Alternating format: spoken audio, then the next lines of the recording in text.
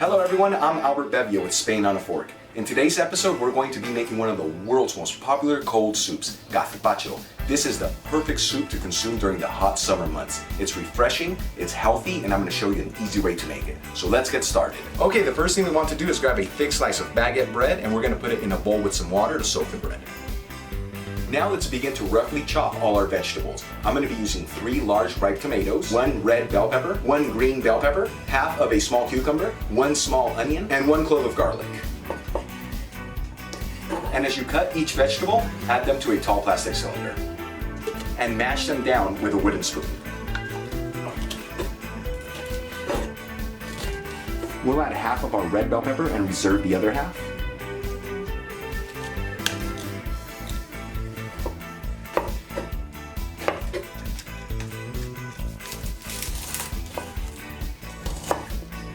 We'll add half of our onion and reserve the other half. Now let's add the bread we've had soaking in water with the vegetables in the cylinder.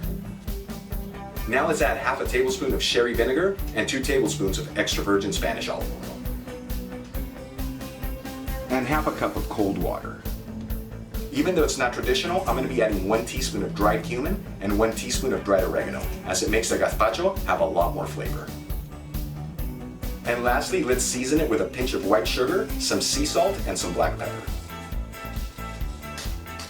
Okay, now I'm going to be using a handheld mixer to mix everything together until I get a smooth puree. You can also use a blender.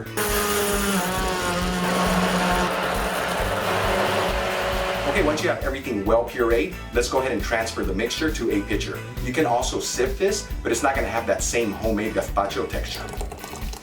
Okay, now we're going to cover our pitcher and we're going to put it in the refrigerator between 2 to 4 hours. Okay, while our gazpacho is in the refrigerator cooling off, let's grab our reserved vegetables and let's finely dice them. And let's add our diced vegetables to the refrigerator. Okay, now we're going to make some homemade croutons that are going to go great on top of the gazpacho. I've got about 5 slices of baguette bread here. I'm going to cut into small squares. And now let's add our bread to a bowl. Okay, now let's add 2 tablespoons of extra virgin Spanish olive oil, half a teaspoon of garlic powder, and half a teaspoon of dried parsley. Season it with a little sea salt, and let's toss it all together.